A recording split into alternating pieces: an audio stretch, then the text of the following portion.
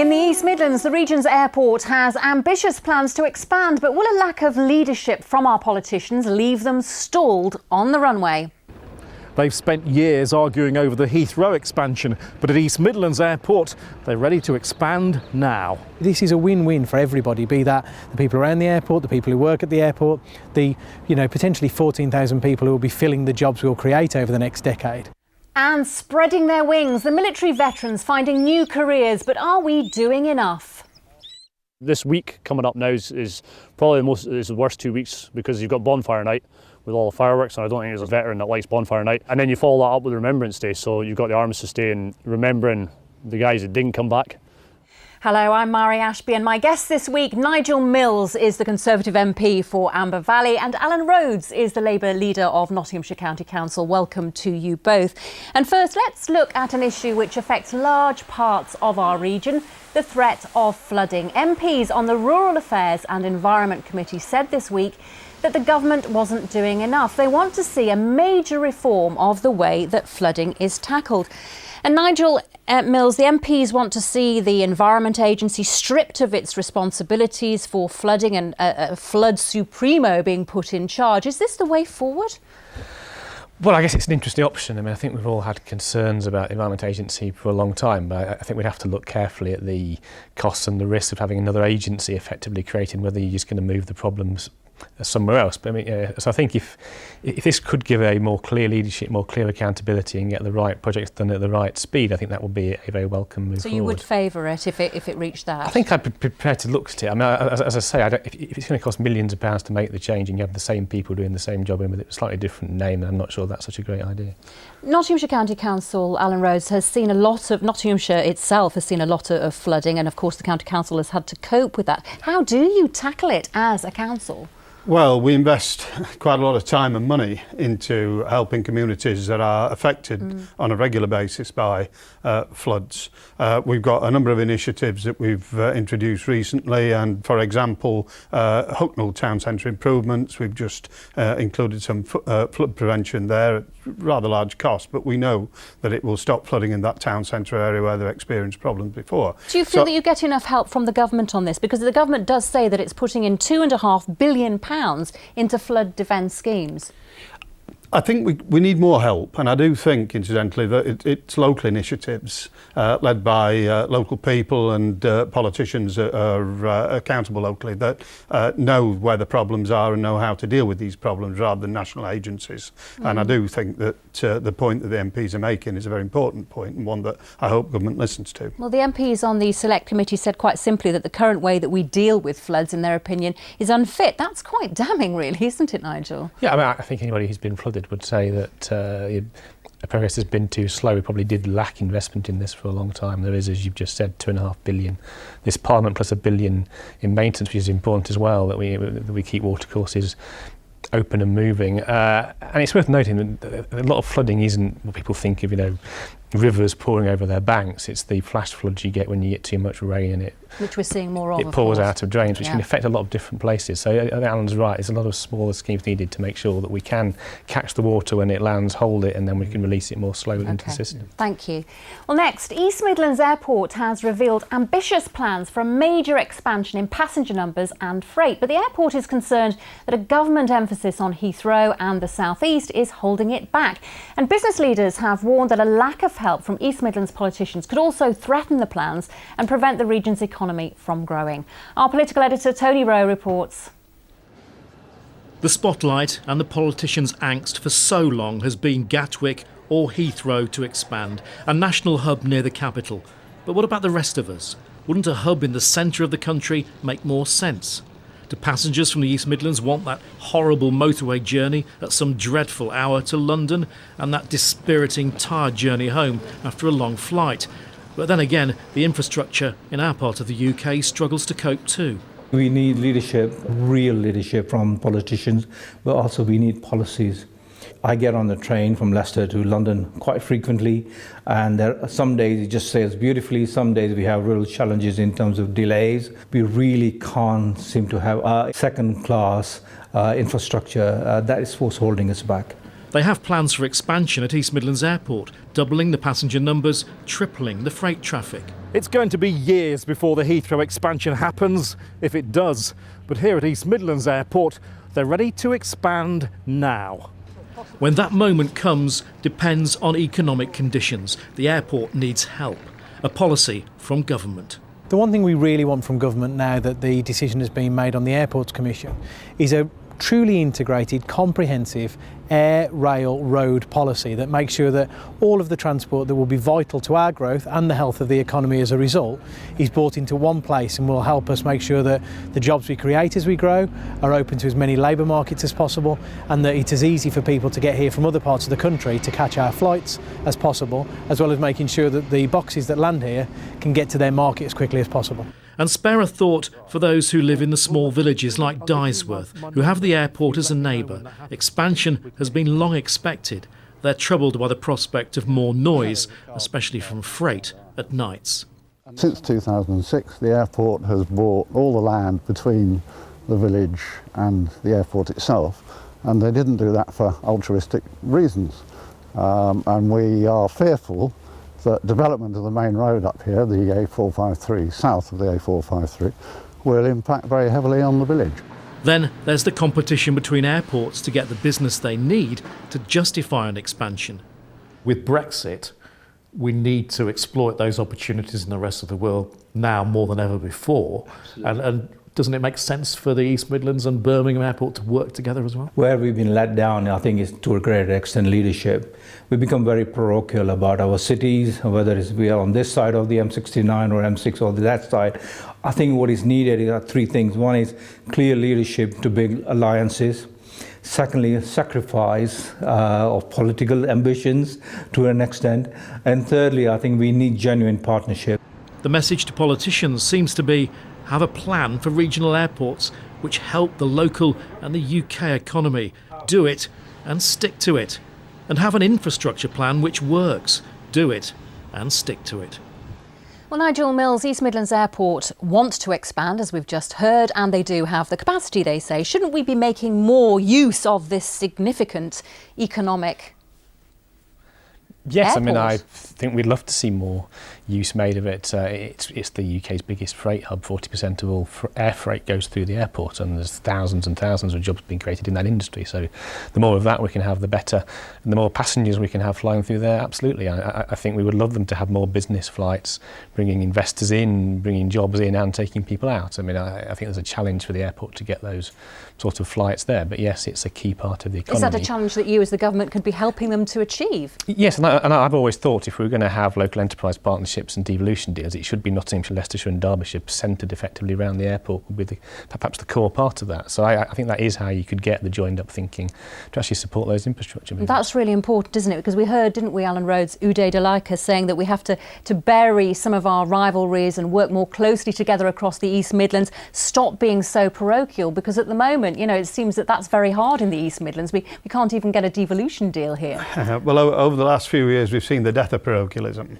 There's more and more closer working with our Derbyshire partners between the counties and cities, counties and districts, other counties, Derbyshire, Leicestershire, Lincolnshire and others. And so I don't think that is a barrier anymore. It doesn't need to be a barrier anymore. And believe me, we're working very hard to improve the economic growth of this whole area, and East Midlands Airport are key to that. They're absolutely crucial to growth in this area. So what would you like to see happening there? They say they have the capacity. Would you agree with that, and would you welcome that? Oh, very much so. It is one of the great freight hubs of Europe. We need to see, and I agree with Nigel here, we need to see passenger numbers increase. We need to see more flights into Europe and further afield if that were possible. But of course, we've also got to be sensitive to those communities around the airport too. That's a problem, isn't it? Because that sometimes puts the brakes on expansion. We saw that people in Dysworth, perhaps, obviously, they've got some concerns there. And rightly so. Yeah, I mean, I lived near the airport for many years, so I know what the flight noise can be like. I think planes have got quieter, so hopefully that can be managed. But I mean, there are ideas out there. I'd like to see a lower air passenger duty rate for regional airports to try and encourage people to fly from them. I mean, it's quite annoying when you see millions of people driving from the Midlands down to use Gatwick for their summer holiday. I mean, we should have those flights from here. It'd be better for the environment, it would be cheaper, but why doesn't much that better for happen them. already? Because, you're part of the government and you could be pushing for that, Well, I suppose. we've tried. I mean, the government like the revenues from air passenger duty. I think under EU rules, actually, it was tricky to have different rates in different parts of the country, but I think those things will drop away. And I think one way of reducing congestion in the southeast would be to actually favour airports outside that, and it would help spread economic growth around the country. Yeah, that would be a positive step. OK, thank you very much. Well, claims that we have a lack of leadership and things aren't moving quickly enough when it comes to building infrastructure. The Midlands Engine was set up to do just that. Andrew Pritchard from East Midlands Councils, who's working on the project, told us that some big developments are coming up very soon. We're expecting a major announcement on HS2 in the East Midlands over the next 2 or 3 weeks, which should be positive. There has been some press reports that the electrification of the Midland Main Line is potentially at risk at the moment, and there's an adjournment debate, I think, on Monday to try and discuss that issue with the Minister. So, I think on the whole, we have done well over the last few years in getting a lot of issues onto the national agenda, but the proof of the pudding is in actually building stuff. And unless we can deliver stuff on the ground, then actually the talk and the announcements don't really mean that much. Well, Andrew Pritchard mentioned that there'll be this debate in the House of Commons this week on the electrification of the Midland Main Line, and it's been called for by the Loughborough MP, Nicky Morgan, who's worried at reports that the project might be delayed. Do you share her concerns, Nigel? Yes, I mean, this project's probably 30 years overdue. It has been delayed recently once. It absolutely needs to go ahead on the current timetable we have. It's probably quite reasonable for a new Secretary of State to kick the tyres and make sure all the projects are still good value for money, but this project has one of the best benefit to cost ratios of all the railway infrastructure projects, so I can see no reason why it shouldn't go ahead. And frankly, if this one's not going to go ahead, it must bring into question HS2, Crossrail 2, all manner of other projects which have a far worse benefit ratio. As Andrew Pritchard was saying, it's easy to talk about these big projects, but nothing really seems to be happening. I mean, Midlands Engine was set up a year ago, and none of these big projects like HS2, electrification of the Midland Main Line, seem to have got any closer. Well, it's essential that they do. I mean, as somebody who regularly travels to London on the East Coast line, but occasionally uses the Midland Main Line, I can tell you the difference is stark in the contrast. Contrast is absolutely the contrast is absolutely stark.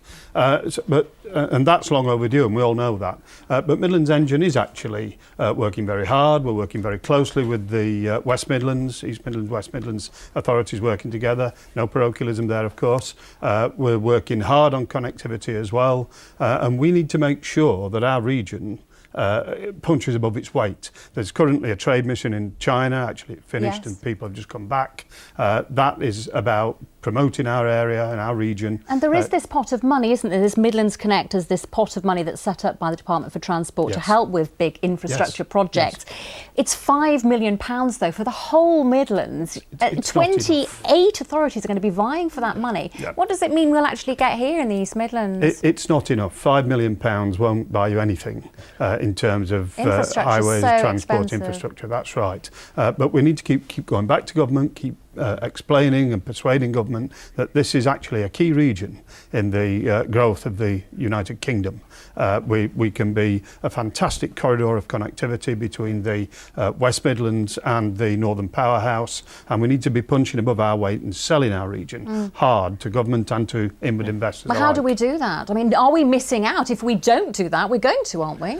No, I think there are lots of projects in the East Midlands which have very strong potential benefits that we have to make that case for. We do need better east-west links. Nottingham to Birmingham in particular hasn't had great rail links, even the road links are minor. So trains on the Midland Main Line apparently is 40 years old, and it's the slowest main line in the country. It's an outrage. It's the only one that hasn't been electrified. It is much slower than the east and the west coast. It absolutely needs doing. Then? Absolutely, I should certainly be there. I think that project has had strong support from MPs across party, and it'll keep having that. Okay.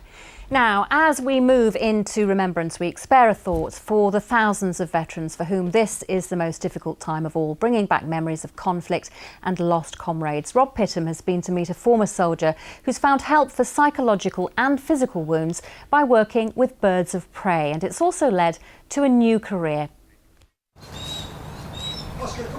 The peace and quiet of a Nottinghamshire stately home in autumn, a long way from the fear and dangers of the front line. John McLeod's a veteran of Kosovo, Iraq and Afghanistan. He suffered from PTSD. Working with wild birds has helped him to put his life back together. Here, come on, come on. I think a lot of soldiers struggle with a lot of things they've seen and done. If you're brave enough to admit it to yourself, and then if you're brave enough to actually admit the fact that you've got it, then it makes a lot of difference and come forward with it. The problem is with a lot of guys in the army, it'll ruin their career if they admit it. So I didn't say anything until I knew I was coming out. But yeah, I struggle. I think anybody would. I think if you go and see things that we've done, and you come back normal, then you're not normal. John was supported through rehabilitation by a charity which helps veterans to find work in areas like farming, wildlife and gamekeeping. Well, you don't join the army to drive a desk. They're outdoor people mostly. They're very motivated. The standards and the values that the military inculcates into people are something any sector really would be wise to make the best of. Let's come on.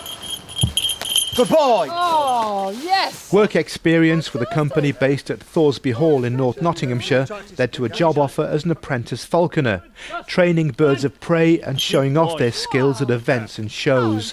A former soldier learning the softer skills of dealing with the public. So this just shows that the tight spaces that they can go through. They've got to understand the veterans, their needs, because everybody has individual needs. They've got to understand that and they've got to work with that. And they've got to give them an opportunity to do so. And if the opportunity is not there, they're never going to get the opportunity to work like John's working with us. You just seem, you seem really happy and really content doing this. And you said earlier on you're in a bad place, so you're in a good place now. Yeah, I'm in a good place now. Yeah, it has its difficulties. I think this week coming up now is probably the worst 2 weeks because you've got bonfire night with all the fireworks, and I don't think there's a veteran that likes bonfire night. And then you follow that up with Remembrance Day, so you've got the Armistice Day and remembering the guys that didn't come back. A difficult couple of weeks coming up, but overall, yeah, I'm in a really good place, and I can only thank Anna and Hawks of Steel for doing that. Yeah, I mean, they've changed my life massively. Yeah, so, and how can you not be in a good place when I'm sitting with a golden eagle on my arm? To be honest, so yeah. For John, his new career in wildlife was a natural step from the army. The hope here is that more employers will come forward to give thousands more like him a chance of recovery and a fresh start. Well, I'm sure you'd both agree that it's a great example of what can be achieved, but does government actually do enough on this, and why is it left to charities like High Ground that we just saw there? Well, I think there must be more that government could do, but I mean, we're now 5 years since we had the military covenant put in place, which should set out that veterans shouldn't be disadvantaged and should get the extra help that they need. I think that it was the right step to put that effectively into law. We all know, don't we, that veterans are more likely to be homeless, to suffer from mental health problems and to struggle to get back into work. And given what they've sacrificed for us, we should make sure we help them over those issues. So it's right that there's money put into this. It's right that the libel fines for banking misdemeanours have been given to charities that support veterans in these situations. And I think it probably is right that specialist charities who know how to deal with these very complex issues are the people that give such great support in this situation. But would you agree government has to do more? Yeah, I think there's always more we can do. That's why there's an annual report debated in Parliament on the military covenant, so we can see what the continuing issues are and where more support's needed.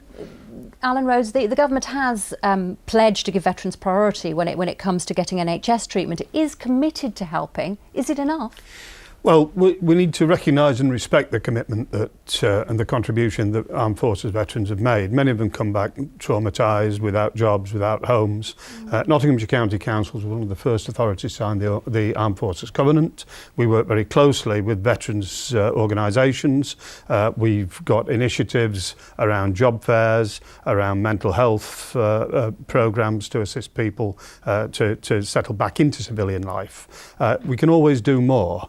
And our relationship with the veterans organisations is very helpful in establishing exactly realistically what we can do to support them. But a lot of it does fall back onto charity, doesn't it? Very often it does. And of course those charities are very ably supported by local government and in many cases national government, but we can always do more. And of course a very poignant time of the year for us with Remembrance Day coming up. We should always remember the commitment and the sacrifice that these people have given over the years, some very recently of course as well. And we heard John McLeod saying in our film there, if you don't react to some of the things you've seen and done, you're not normal. They're going to, aren't they? They're going to react. They're going to have problems when they come back. Maybe we should be doing more as a society. And we did hear there that businesses and employers should be doing more. Maybe that's part of what needs to happen. I think there's more a positive emphasis on story. that. I think people who've served in the military will be very skilled, very hardworking, very disciplined. They make good employees, actually. Businesses should be looking to take people who are just leaving the military. They will be good for them. We need to prioritise armed forces veterans for jobs, for homes, for healthcare, for mental health support. They need to be our priority, and we need to say that. Do you make them a priority? Does the council make them a priority? The council does make them a priority, and I know a lot of our district councils and the city council, the housing authorities, of course, prioritise armed forces veterans. But we need to engage much closer with them. I mean, we met quite recently, my chief executive and I, with the officers of the Chetwynd Barracks, and we talked to them about how best we can help armed forces personnel who are coming into civilian life, and they gave us some very good indicators of the things we could do the way we could do them better in a more effective and positive way. As you say, we're building we owe all that them all that, the don't time. we? Yes, okay, thank you. Now, time for a roundup of some of the other political stories from the East Midlands this week. Here's Tony with 60 seconds.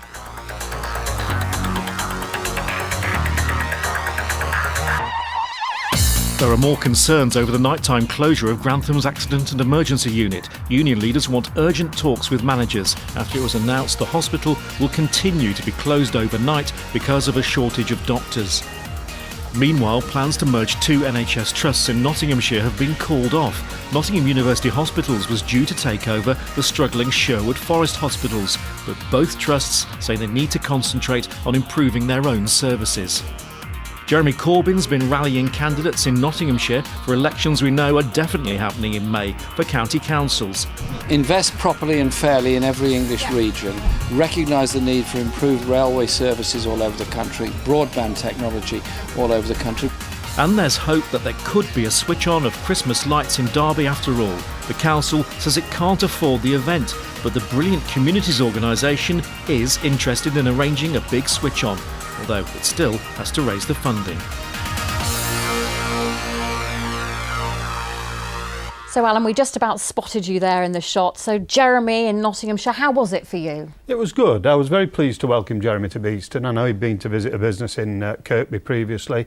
So it was a very good visit. It raised the profile of the county council elections, very important elections next year, where the future of local services will be decided. And so, yes, it was good to welcome the leader of the Labour Party here to Nottinghamshire. Plenty of talk. And I hope we'll see him again during the campaign. I'm sure you will. Plenty of talk about the elections, all sorts of elections, of course, but the council ones, of course, coming up in May. Can you take back Nottinghamshire and Derbyshire? Of course, we held them until 2013, and the political landscape was good for us, so I'm sure we can take both of them. I like your enthusiasm and your positivity, Nigel, but I think it's unfounded in this case. Oh, well, we'll see next May, won't we? That's the Sunday Politics in the East Midlands. Thanks to Nigel Mills and Alan Rhodes for being this week's guests. Time now, though, to hand you back to Joe Coburn. Thank you both. Thank you.